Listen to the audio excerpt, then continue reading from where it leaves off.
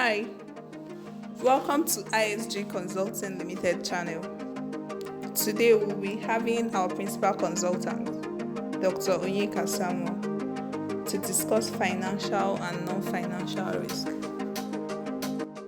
Major distinction between financial and non-financial risk is that financial risk will have direct financial implications on the capital of the business.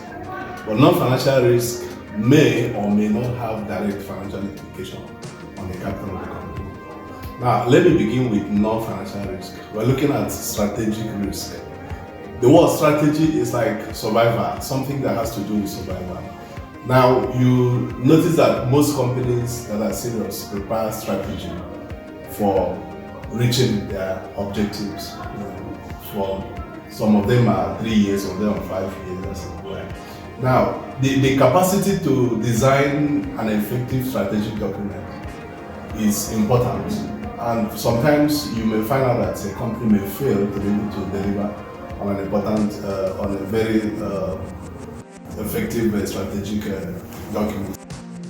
It may also be possible for you to design an effective strategic document, but the implementing team may find it difficult to implement the terms of the document, and so that's also a risk.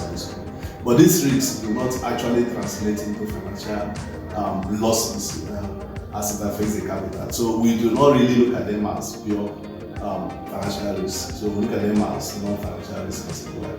But for financial risk, we are talking about risks like liquidity risk, we are talking about risk like credit risk, we are looking at risk like operational risk. And for credit risk, for example, is a risk that arises because the counterparty is unable to perform. For example, in insurance business, the reinsurer at the time of loss may have gone into insolvency, and that means that the primary insurer will have to settle the insured without reference to the reinsurer, and so that's a huge loss and will eat into the capital of the company. So that's why it is considered a financial risk. Then, of course, you look at market risk. That has to do with interest rates and a whole lot of things around the market. So an insurance company, for example, should be very strategic, should be very careful about its investments and reflecting inflation, reflecting interest rates and all that. So if an insurance company is not able to manage the market risk that is exposed to, it will eat deep into its capital and may result into insolvency. Of course, we have operational risk. Operational risk has to do with inefficiency in relation to people in terms of not being able to do things the right way, in terms of a machine or computer or technology and the process. So this could result in financial losses. In relation to operational risk, we are looking at risk associated to people, to technology and to process. So if you have faulty process, you're going to get into trouble, and that may affect your bottom line.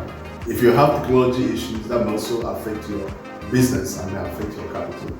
If you lose a key person, that will affect the operation of the company. So these are risks that we look at operation, or we call it operational risk. They have direct bearing on the capital of the company if they crystallize. A number of issues that we may have to look at. So we call these ones that have direct impact on the capital of the company financial risk. So that's the basic explanation on financial and non-financial risk. Please don't forget to like this video, comment, and subscribe to our channel. See you next time. Bye.